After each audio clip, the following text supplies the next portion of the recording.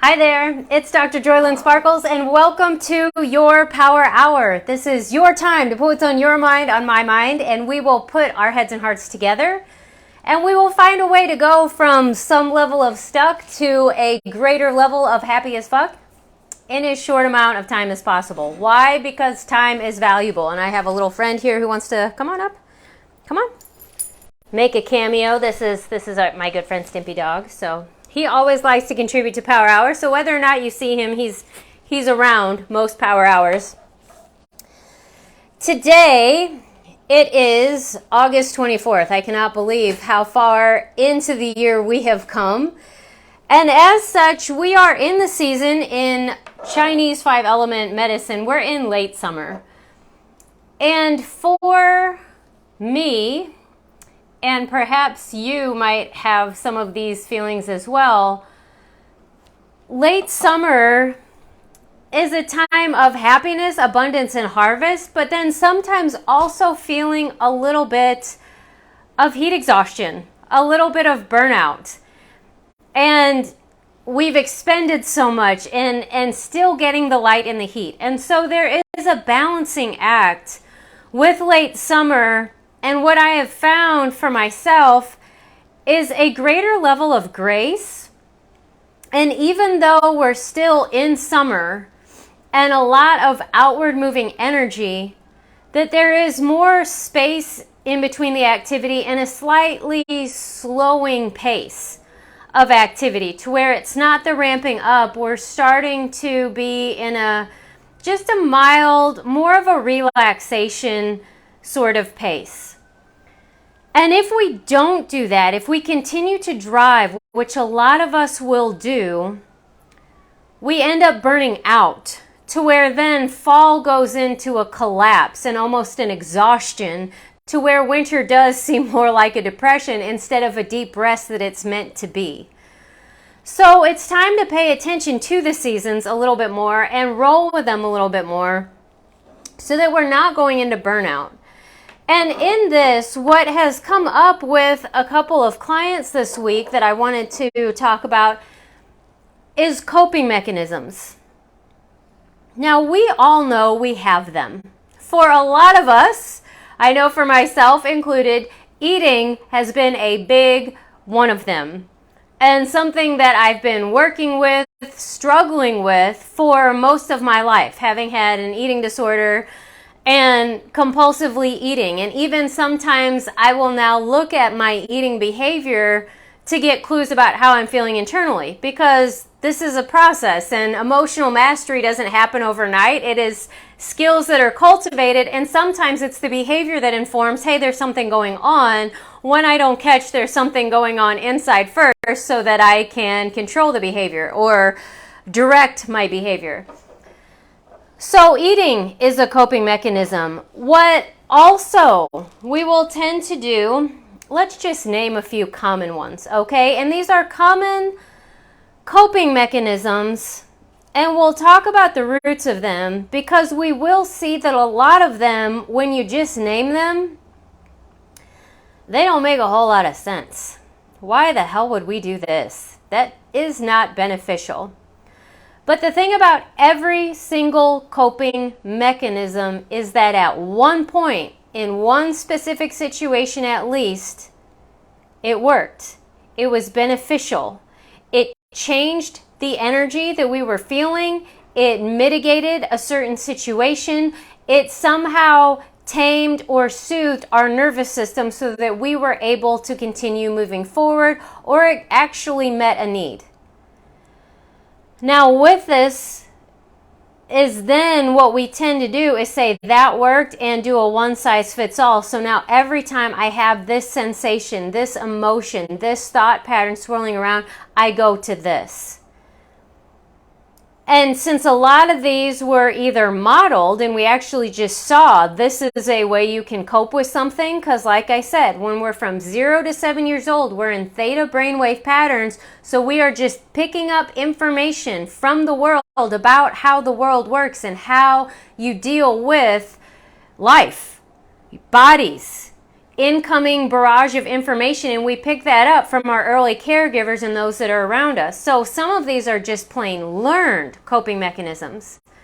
Some of them we got or we developed when we were young, but what we've been doing then is repeating them and solidifying them, and they don't get questioned until we pack on some pounds, we start problems in our relationships, we continue to feel disconnected, and we become aware that even though we've done this coping mechanism and amped it up, intensified it, tried it with a different variable arrangements, that we're still not feeling good, and we're starting to become aware of that these coping mechanisms aren't working anymore.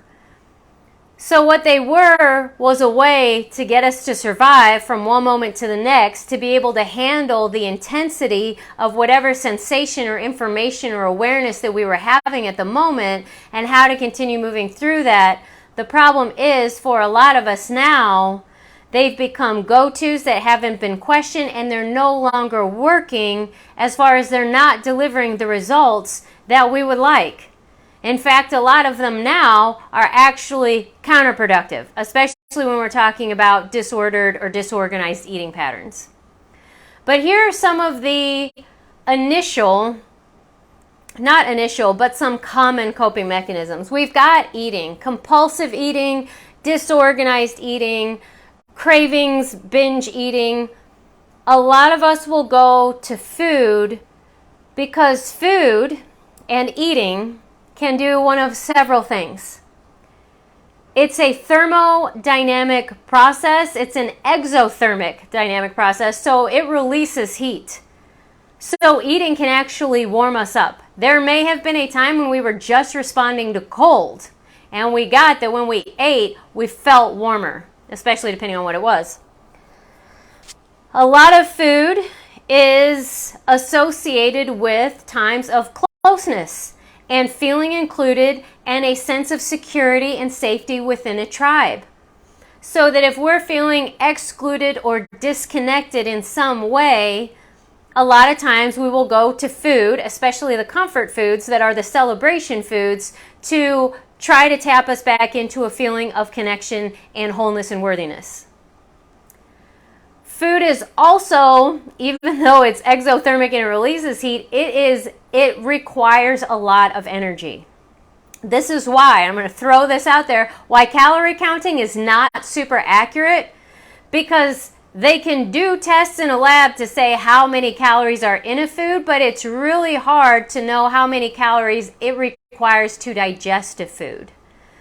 Different foods require different enzymatic processes, and so different levels of energy are required to actually get the nutrients, to extract the nutrients from food. So calorie counting is not all that reliable. In general, too many calories in is going to lead to weight gain in general, but it's not as easy as counting them.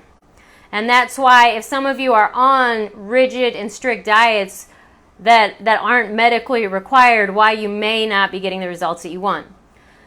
But as eating and metabolism is a very energetic, demanding process, what it can do is it can actually pull the reserves of energy, because everything's energy. So just think of, if everything's energy and we have an emotion that's running around and maybe something we don't want to face, some sort of relationship dynamic that we kind of don't want to be aware of, we can eat and then shuttle our body's attention and focus to the here and now, which is, I've got to deal with this food that's going on right now.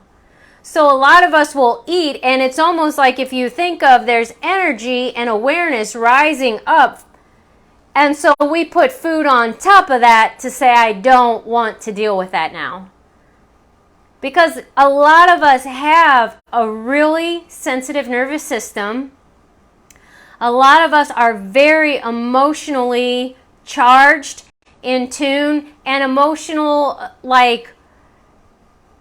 generators, really, like we're emotional beings and flow with that.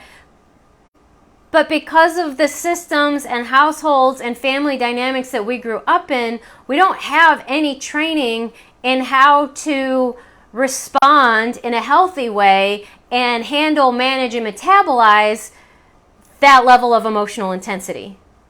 And so what we've ended up doing and seeing and modeling and having modeled for us is, well, let me just eat instead. There's some kind of nagging feeling. I don't want to deal with it. I'll eat instead. I'll tell you, for a long time, after college, when I was in medical school, and even for about a decade after that, maybe just a little bit less than a decade after that, when it was time to go home for the holidays or something, I would notice that, oh, it's trying to reconnect. In the week before, I would start getting really snacky. And knowing that I wasn't hungry, but seeing unable to stop myself from grabbing something salty and then something sweet and then something salty and then something sweet, because I was very nervous about going home. Because for a lot of us, going home is not the place of comfort and security that we would have wished that it was. And there's some memories there in that geographical area of the actual adrenal burnout that I had, and my body was actually responding to, this is where we're going to be, this is what's going to happen, let me. Salty and sweet is a lot of emotional stuff, and there's a lot of stuff going on in the brain. And it took a long time for me to figure that out. And then what we have to do then is just witness the behavior and roll with it and know we're going to recover and we're going to rebound, and I'll get to that in a minute. And then we do that without reacting. We do that without reacting in a way to then invite us into a different way of coping that is actually still in line with the targets that we have for ourselves and how we want to show up and live our lives. Eating is a big one. Another coping mechanism that is very common is relationship distraction. And it's really, really common and really easy in intimate relationships, be that with a partner or a spouse, and even with your children. But then sometimes we can do it with coworkers and colleagues, or even digging into parents. And what's interesting is I've actually even seen some people, you will find that you'll know a relationship boundaries. You'll know things that you do connect on, things that you disagree on. You'll know content that lifts you up versus things that bring you down, and you will find that you will start to be concentrating on the content that brings you down. You'll be going into emotionally charged subjects like politics or religion or some sort of worldview problem that is larger than you, to where it will easily allow you to be in a place of powerlessness, but that it will keep that emotional intensity going to where you can either rally emotional support with someone else who has a similar viewpoint as you, or go into somebody and nick at them and kind of bite into them and try to get them to bite in and get into your thing. So then you can put your energy into that instead of whatever healing or awareness about whatever emotional intensity is going on in the moment. Because what coping mechanisms are is keeping us in survival, and what we're afraid is going to kill us is the intensity of whatever awareness or emotion we're having at the moment. That's it. So we can distract ourselves with relationships, we can distract ourselves with our bodies, we can distract ourselves with our jobs and either do pros and cons list about why to stay or why to go. Just totally dive in and lose ourselves and blur the lines between where we are as a human being versus what our role is. And we can also do this by distracting ourselves with questions about, in relationships, should I stay or should I go? Because you can just keep going back and forth and back and forth. Or should I live here? Where we live, what our job is, stay, go, stay, go. These are kind of issues and patterns that can keep us in a place where we don't ever actually have to decide. We don't actually ever face what it is we're aware of that we're kind of afraid is bigger than us. And so then we go into these coping mechanisms of eating, of fighting, of sleeping is a big one. Some of us have coped with exercise, over exercising. And again, with the coping mechanisms, they are all helpful at the start, But then when we overuse them, they are either exhausting, depleting, or just damaging. And exercise and even meditation can do the same, to where they will initially help. But if you exercise and exercise and exercise every time you don't want to be aware of something, you will start to deplete yourself. Either dehydration and electrolyte imbalance, but also with a heightened cortisol response.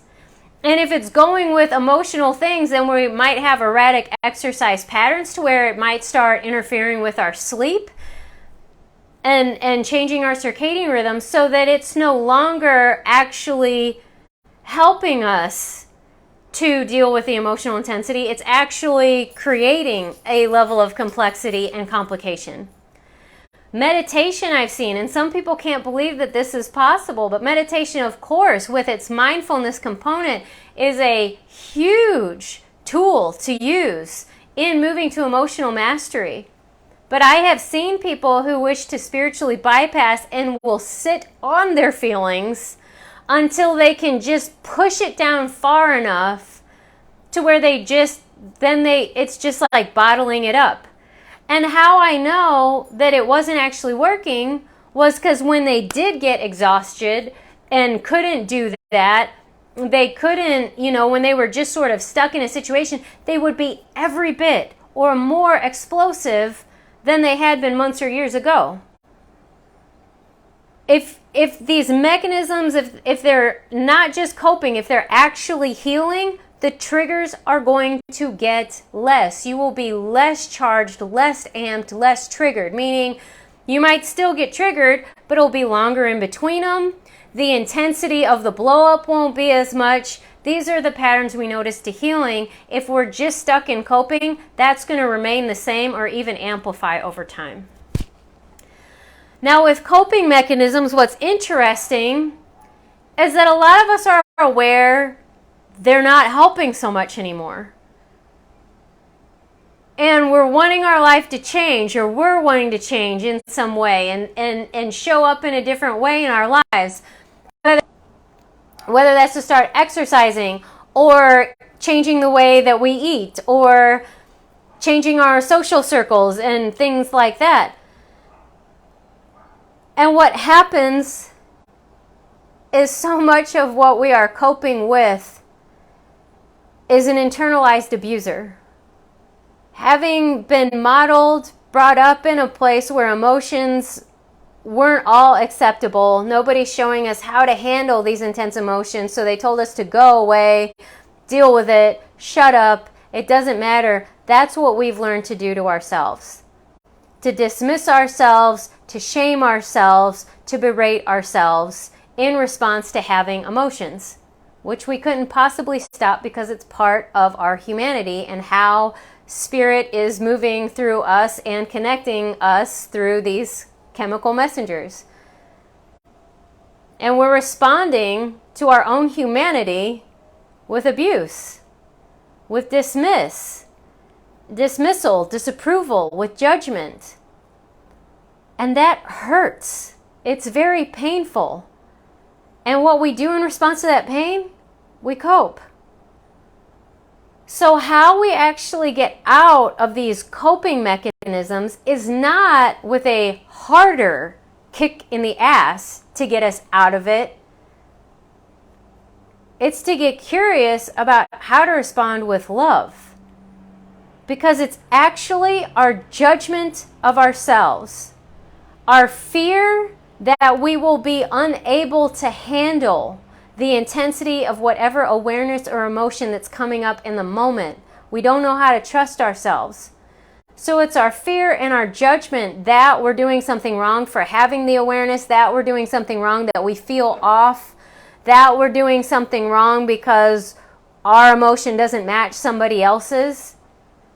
That instead of that judgment, that we start responding with allowance, acceptance, curiosity, and then embrace, listening.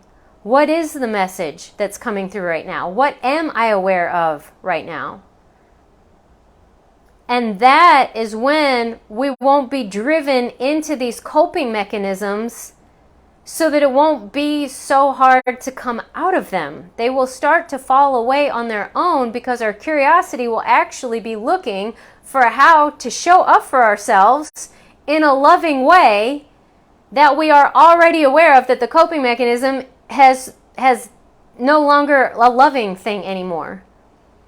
Or if it is, how we could do it even better. So that if we are going to eat, that we can eat and observe ourselves eating without the additional layer of judgment and insult of saying, look at you, stupid, there you are eating, you know you don't want this. We can change the internal dialogue. It's bit by bit, piece by piece. We accept the invitation to love ourselves more. And then the need and the drive, the actual judgment that's putting us into beta brainwave patterns, that's putting us into survival mode, that's saying we need something to cope because I'm going to die here, I'm threatened, that's going to start to fall away. And the more that we practice observing without reacting, becoming curious about how to show up for ourselves in a loving way, the more that we do that, we don't need any external motivation to change. We don't need an accountability buddy to call us. We don't need to insult ourselves and say, you're never going to be this way if you don't do this. Like, the internal narrative is going to change, and it's going to be about curiosity, contribution. What can I add to my life? It's going to feel so good when I do this, and you'll find yourself popping out of bed. How do I know? I got curious about starting a new activity when they said you have to be up at 5 so you can be there at 6. It was easy to get up to that alarm because it was something that I wanted in my life, not something that I said I should know how to do. It's not something that I should have done already. It's not something that I should do so that my body will change. This is something I want in my life. This is an atmosphere I want to be with, a group of people that I want to see, and an activity that I want to learn and things that I want to learn about myself in the doing. So you say, get up at 5, be there at 6, I'm there. And it's okay. And there's space. There's not that, oh, it's going to be so hard. Oh, it's hard. Oh, this sucks. Oh, set 4 alarms. Oh, can you help me? There's an internal intrinsic motivation and enthusiasm.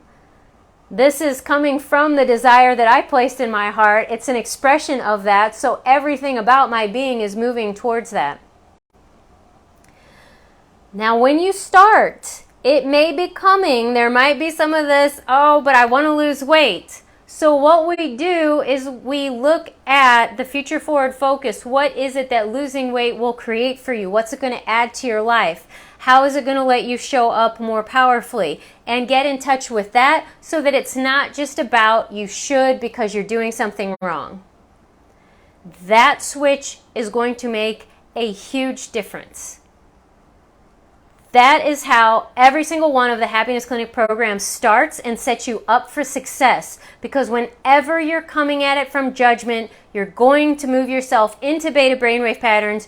You're going to stay in fight or flight survival mechanism. You are going to require coping to deal with the meanness that's in your head that you can't get away from because it's you having internalized the abuse and knowing how to do it better than anyone else because you know all of your sensitivities. So what if you got in a program that instantly started to change that? So right from the get-go, you've actually started paces ahead of anywhere you've ever dropped off in any other program. When I talk about going from stuck to happy as fuck in a short amount of time possible, that's what I'm talking about. Because you don't have to dig in and understand everything. You just have to know where you're going. And that intention actually has a gravitational pull and this internal like swelling that's like just going to pull you in the direction of that. What's going to come up that you're going to become aware of that's going to be uncomfortable is just the stuff that's why you weren't there already. And all you're going to be doing, the work, the shadow work, is learning how to witness that without reacting to it, so that you can even more and more easily let go of those coping mechanisms because you know how the process works. oh, I've been telling myself I'm a total loser. That's not what's actually true. That's what I've been telling myself, which is why I'm not the millionaire CEO that I thought I should have been 10 years ago. How could I possibly be that if I'm telling myself and I'm absolutely convinced I'm a loser? Loser and millionaire CEO, those two things are incompatible, okay? How can I be the confident, sexy person who, gets attention when I need it if I tell myself that nobody wants to hear what you have to say? If I tell myself you're not worthy of getting attention because you look ugly. That's what I told myself for a long time. Do you know how mean those thoughts are? Do you know what I want to do when I hear somebody say you're so ugly, nobody wants to look at you? I want to eat. Because that is such a painful thing. But guess who was saying it? Me. So I needed to cope all the time. When your internal dialogue changes, you don't need to move to that coping mechanism as often, as fast, or with such intensity. Changing the focus to your future forward so that it's not based on judgment, but it's based on how you want to show up and what you'd like to have and add to your life. What brings you joy? That's the first shortcut. From there, it's knowing how the process works so that you don't get stuck in it and see the things that are coming up as evidence that there's something wrong with you. It's actually just, hey, this is why you don't have it already. And then some of the things that we've been burying with food and with stupid arguments that didn't go anywhere and political discussions that we didn't really want to have and sleep that we didn't really need, but we didn't want to, do life or adult. All these busy things, busy jobs, the million things on the to-do list, all these things have been holding these things down. When we start to release that, they're going to start coming to consciousness. And what I'm going to teach you, also that's in all the programs, is how to deal with the intensity of what's coming up so that you can build your trust and confidence that you can handle that intensity. You are greater than it, but there are tools and movements and ways of breathing and other techniques you can use so that you can actually get the message, move the chemicals, metabolize the chemicals that are the emotions, change the electrical synaptic sequencing so that your thoughts change, so that that happens easier, faster, and in a way that works for you. All of this is available for you. There is a range of programs. Happiness Brain Training is starting the first week of September. Then there's the 6-week Get Unstuck and Happy as Fuck Challenge that I'm starting, I think, the second week of September. The 90-day relationship remodel starts when you say go because that's individual, so you can start at any time. And then Love Yourselves is a new program that I've got scheduled to start on September 13th. I believe that's a Monday. I think I've got all the dates set. But this is all coming up and it's all available to you now because we are coming into a time when the change is here. The invitations are here. Reach out and get the support that you need so that you can move through this faster without bumping into so many things and hurting your shins and toes in the dark. You can do that and it's fine. You'll get there. But it can be a lot quicker and less painful when you get a coach. Also, because when things come up, they feel the same as when they were happening at first. And sometimes it's hard to tell the difference of, is this old or is this new? Is this coming up to go or is this something I'm not facing? To have somebody to process this information with who's gone through it a lot. So I know a lot of these markers. And I can help you learn how to tell the difference. And all of my coaching is developed so that you know how to do this for yourself. Because what we need is a healing ripple effect. You heal so that you can be an agent of healing for somebody else. Not necessarily a coach if that's not what you're interested in, but definitely not handing off the pain anymore. Not needing the coping. not needing the relationship distraction, not needing to have yucky conversations that don't go anywhere, and requiring and eliciting other people to participate. We can start having enlivening conversations to be able to listen to ourselves, to others, about what's actually going on in a way that we actually feel heard. We connect with our humanity, and the chemical emotions can get metabolized, and we become free, liberated, so that we can create. This is what's possible.